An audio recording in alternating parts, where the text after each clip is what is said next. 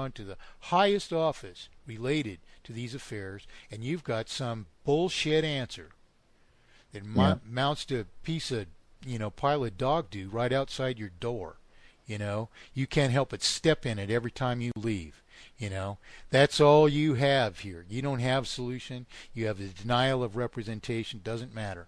You can either see through it or you can't, and either way, doesn't matter. They've cut you off from any hope of justice. But let's just give me a sentence. Give me the first sentence of that.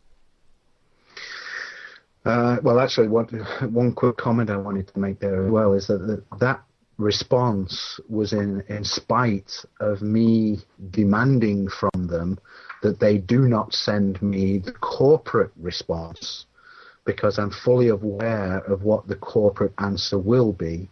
That is not the answer I'm looking for. And obviously, despite my demands for them to be more explicit, they weren't. They're like the what they are is like what's been called by Microsoft outsourcing. Mm-hmm. And they're like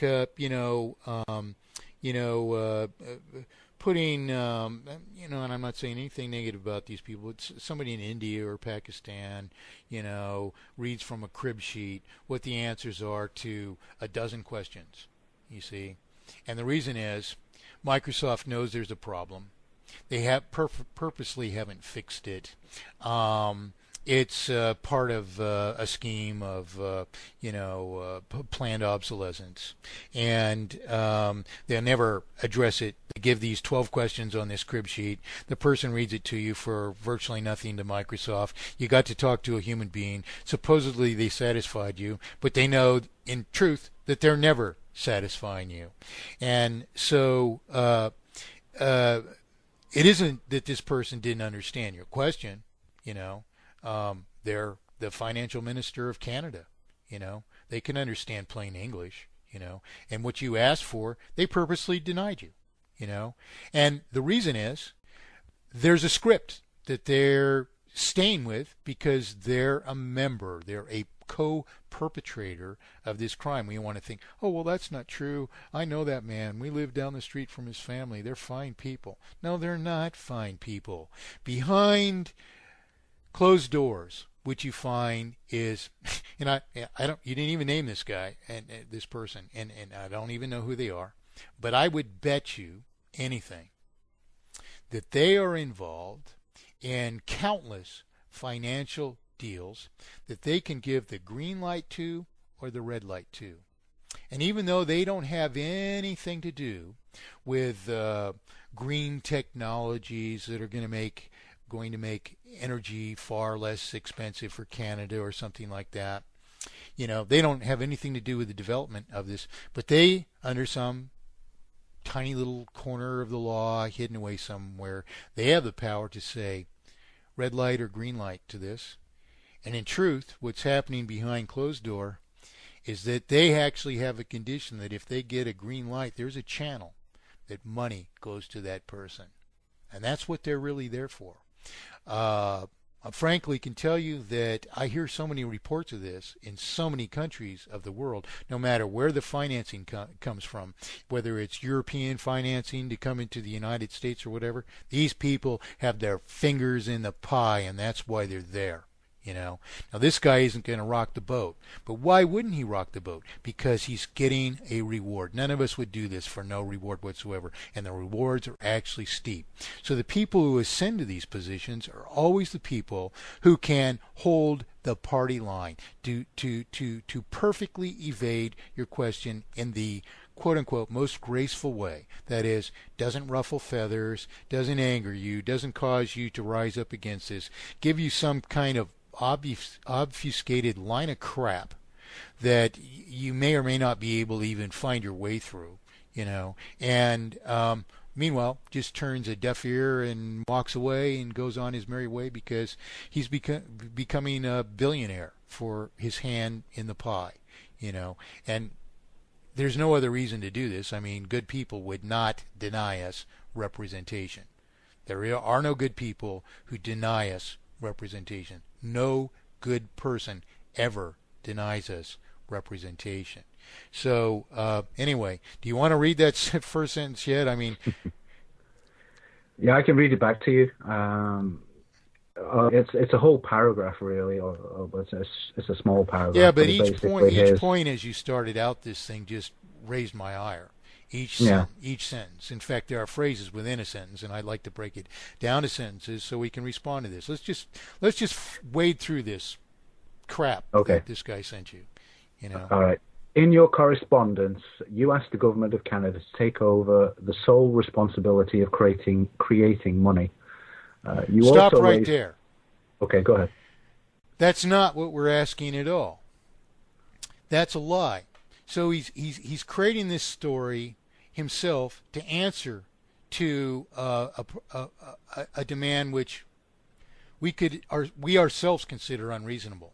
We're not asking the government to be the sole creator of money at all. In fact, we're denying the government any power to create money at all. In truth, every cent of money going into circulation is a promissory obligation of a person. They're issued by we the people. All we're asking for, we're not even asking for it. We are demanding. All we are demanding, and we're not going to let this guy off the hook. We're demanding that we are restored our right to issue our promissory obligations to each other without exploitation.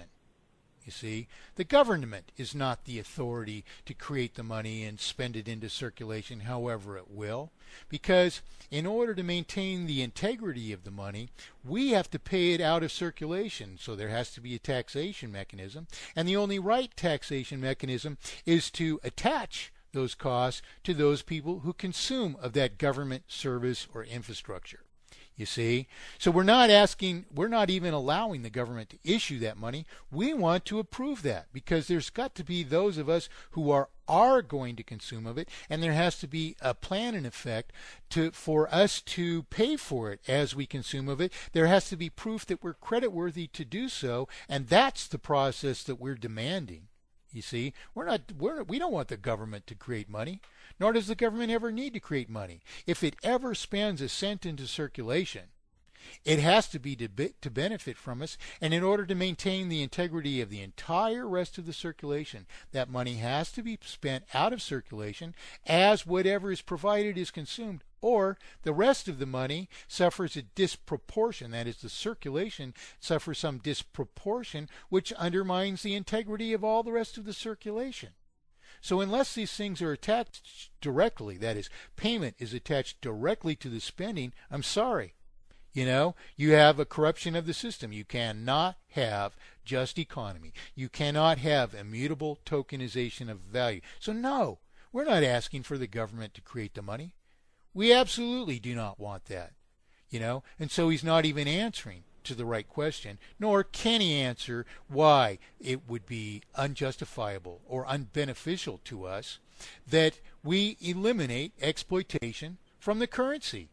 So right on the beginning, he's answering to another matter to evade the very fact that we have to eliminate this exploitation, and particularly so, not just because it undermines the integrity of every cent in circulation, but because the means of exploitation, this charging of interest, is terminal. It has to happen. So he can't say no. And those are the things that I would have presented to him in my phrasing of the question, so that he knew unequivocally what I was holding him accountable to answer to, you see. And so I would have penned him for a much worse evasion than what you're asking about. Just to say I don't want to hear the corporate answer to it, that's not enough. I'm gonna get right down to the fine details of this matter. Why is this? Why does a debt exist to the bank which never gives up lawful consideration? How is it they have this power to launder this into the principal into their possession? Why, if it costs $1 to issue $100,000 into circulation, does that justify $300,000 or $400,000 of interest, much less any interest at all? You see, if the bank would double its money if it got $2 for issuing $100,000 into circulation, and that's more profit margin than the rest of us are allowed under this obfuscation of the circulation. So that's just my response to the first phrases, and if you want to go on further, fine, because it's going to get worse, because this guy is building on his first evasion to promote a falsified integrity which just doesn't exist on any level or any aspect of everything that's involved in this huge lie of which preserves exploitation. Now, well, the next sentence actually, I don't know whether there's anything specific I want to cover on that one, or even you'd want to cover on that one, but there's certainly the sentence after that. Just go ahead and read from where I broke you off, and just, give me the rest of the first sentence, and just let's go for it. Let's just not hem and haw about it. Okay. You also raised the possibility that the government uses money creation to finance its expenditure program. Well, of course it does. Its creation of money. Is necessary. So how can you possibly be wrong there? Can he deny the money was ever created to do this? No, but go on. All right. Okay, the next part of it, which I found was the important part, or one of the important parts, the government does not support this approach because the experience of many nations has demonstrated... Then he's lying that it even exists, that the money is created. Of course it's created. So he goes on, and that's preposterous. What impotent children can we be if we don't realize this guy's just lying through his teeth every word that comes out of his mouth? The money's not created? You got to be kidding me. I mean, who can believe that? It's like I'm drinking a cup of coffee right now. There was never any coffee in it. There is no mug in my hand. Come on. We hold money. We pay money for taxes for these things. That money was never created. It always existed. Come on. Go ahead. Okay, I'll continue, yeah. The experience of many nations has demonstrated... Oh, wait, right there. The experience of many nations. Okay, so now I'm going to rely on my interpretation of a pattern which is obviously skewed as if it confirms anything, which is never a scientific process. It's only the process of a deceiver. So this guy smells like a skunk right there. Again. Okay. Many nations has demonstrated that relying on money creation to finance the government's current expenditures... Stop right there. How could you possibly not rely on money creation to finance the government's expenditures?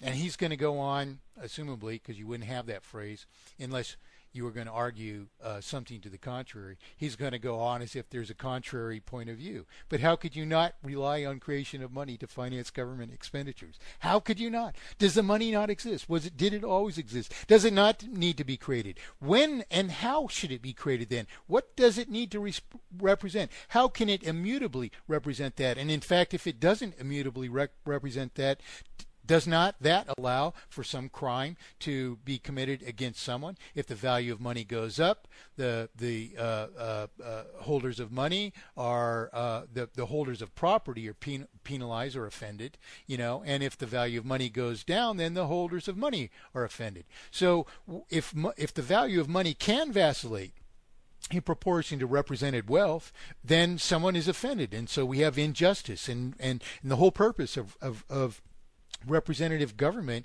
is to eradicate injustice. So how can he defend what he's going to say next? And I don't even know what it is, but I know he started out with the wrong foot. Yeah. Well, what he's going to say next is, or to reduce government debt often results... Whoa. How do you reduce government debt when you can only maintain a vital circulation subject to interest by reborrowing principal as new debt equal to the old, making it mathematically impossible to pay down the sum of debt? And if you have to pay interest on that, thus needing to reborrow that as new debt above the former sum of debt to maintain a vital circulation, thus ever escalating the sum of debt at an ever greater rate of ever greater sums of periodic interest on an ever greater sum of debt until you suffer the present failure, which is happening in Canada. Mm-hmm. Yeah, most certainly is, and many other countries of the world. Now, the final part of it often results in higher inflation that adversely affects... Excuse me, I was drinking some coffee there. Often results in higher inflation. What is the cause of the inflation? He's not even going to refer to that. Interest causes it.